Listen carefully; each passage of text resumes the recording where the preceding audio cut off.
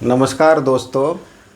तो आज हम एक बहुत ही अच्छे विषय पर चर्चा करेंगे और उस विषय का नाम है संभोग से समाधि। तो हमारे इस सदी के एक महान दार्शनिक जिनको भारत का बच्चा बच्चा और विदेशों में भी लोग जानते हैं, रजनीश ओशो। तो उनका एक बहुत ही चर्चित वक्तव्य है कि संभोग से समाधि, और एक उनकी किताब भी है जो गूगल पे हर जगह उपलब्ध है। ये 800 पेज की किताब जिसमें 18 अध्याय उन्होंने लिखे हैं, 18 प्रवचन उनके संकलित किए गए हैं, जिसमें उन्होंने कहा है sex matter from sex to super consciousness. तो संभोग से समाधि, तो यहाँ पे जो रजनीश ओशो का ये वक्तव्य है और ये प्रवचन है, आध्यात्मिक दृष्टि से मेल नहीं खाता कि कोई भी आध्यात्मिक व्यक्ति सेक्स से समाधि तक पहुंच जाए, क्योंकि सेक्स अलग है और समाधि अलग है। सेक्स शरीर की क्रिया है और समाधि आत्मा की स्थिति है, स्वस्थिति है। क्योंकि पहले तो जो संभोग शब्द है, इस संभोग शब्द के दो मीनिंग होते हैं। एक होता है कि सेक्स संभोग, क्योंकि इसमें दो व्यक्ति के बीच में ये क्रिया होती है, तो इसलिए इसको संभोग कहा, सम। लेकिन संभोग का दूसरा जो व्यापक अर्थ है वो बहुत बड़ा है। वास्तव में संभोग से ही समाधि की तरफ पहुंचा जा सकता है, लेकिन संभोग का यहाँ अर्थ सेक्स नहीं होना चाहिए। सम शब्द वेदों में, उपनिषदों में, गीता में, हर जगह एक साधक के लिए सम में रहना, हर क्रिया सम भाव में करना, ये बहुत ज़रूरी है। जैसे हम कहते हैं संवाद, समदृश्य, तो सम का मतलब होता है न कम न ज़्यादा। कोई चीज़ न कम होनी चाहिए न ज़्यादा होनी चाहिए, क्योंकि जितनी क्रियाएं हैं वो शरीर के लिए आवश्यक हैं। चाहे आप खा रहे हो, सो रहे हो, उठ रहे हो, बैठ रहे हो, बोल रहे हो, देख रहे हो, क्योंकि 5 इंद्रियों से शब्द, स्पर्श, रूप, रसगंध, इनमें जीवात्मा फंसा हुआ है। मतलब हर व्यक्ति इन क्रियाओं से अलग हो ही नहीं सकता अगर शरीर है तो। लेकिन जैसे आप सुबह को रील देखते हो मोबाइल पे, तो देखते ही रहते हो 3 घंटे तक। अब वो ज़रूरी है या नहीं, लेकिन आप देख रहे हो, तो ये आपने जो दृश्य देखा वो सम नहीं था, वो ज़्यादा था। इसी तरह आप खा रहे हो, तो जितनी ज़रूरत है शरीर को उससे ज़्यादा खा रहे हो, तो वो सम नहीं है।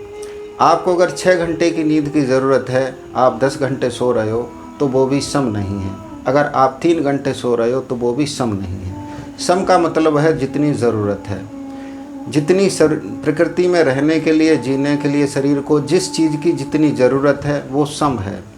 क्योंकि हम ज़्यादा करते हैं, अच्छा लग गया तो उसको ज़्यादा देखते हैं, अच्छा कोई खाना है उसको ज़्यादा खाते हैं। इसी तरीके से हम सम में रह के जो पति पत्नी है वो शारीरिक संबंध भी नहीं बनाते, ज़्यादा बनाते हैं।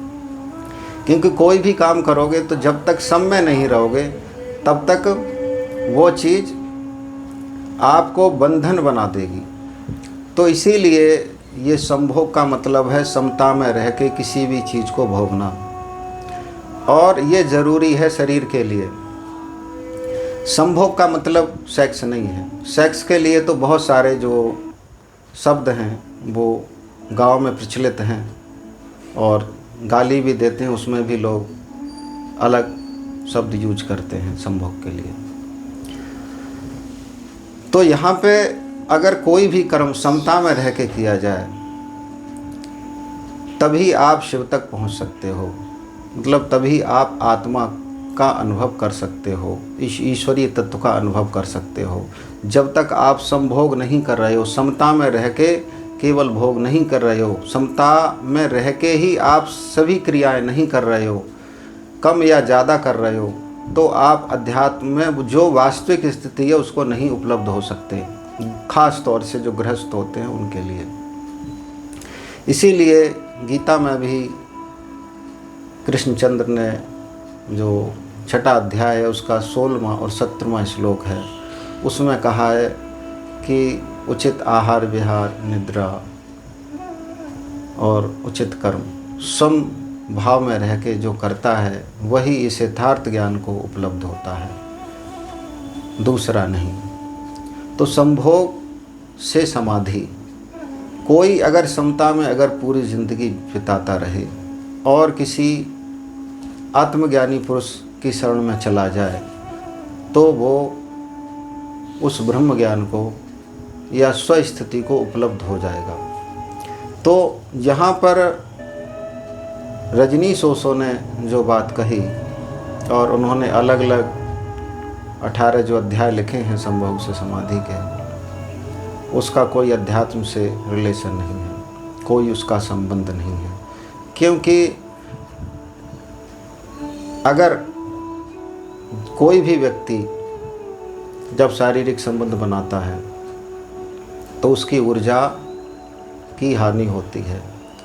तो पहले जो ऊर्जा का बहाव है वो हम इन 5 इंद्रियों से अपनी जो ऊर्जा है हमारी उसको बहा रहे हैं बाहर की तरफ। ये इंद्रियां हमें बाहर की तरफ हर समय बहाती हैं और सबसे ज़्यादा ऊर्जा का बहाव होता है वो होता है शारीरिक संबंधों में। तो इसीलिए पहले अगर इसको बंद करो, इसको सम करो, जितनी ज़रूरत से ज़्यादा नहीं, क्योंकि ऊर्जा का बहाव आपको कभी भी आध्यात्मिक उन्नति नहीं होने देगा किसी भी व्यक्ति की। तो जो रजनीश ओशो के जितने आश्रम देखोगे वो केवल एक डांस क्लब बन के रह गए थे। उनके पास 500 रॉयल्स गाड़ियाँ थीं। आज भी उनके नाम पर जो धंधा चला रहे हैं वो केवल डांस और सेक्स के अड्डे न बने। अध्यात्म सेक्स का अड्डा नहीं है, न वो कोई डांस क्लब है, वो एक संयम की ज़िंदगी है। और कोई भी व्यक्ति समभोग मतलब समता में भोग करते हुए और समझ के साथ जिए तो वो उस आत्म स्थिति को मतलब वो ब्रह्मानंद को प्राप्त हो सकता है। कभी भी भोग आनंद और ब्रह्म आनंद की तुलना नहीं की जा सकती। इंद्रियों के सुख की तुलना कभी आत्म सुख से नहीं की जा सकती। कभी भी हम जो शारीरिक संबंध हैं संभोग या सेक्स, इसकी तुलना हम कभी भी समाधि से नहीं कर सकते और इससे कभी समाधि प्राप्त हो ही नहीं सकती, क्योंकि ये बेहोशी की स्थिति है, समाधि पूरी जागरण की स्थिति है। तो इसीलिए ये जो वक्तव्य है रजनीश ओशो का और ये किताब है जो लिखी गई है, ये बिल्कुल अध्यात्म के नाम पे एक कलंक है।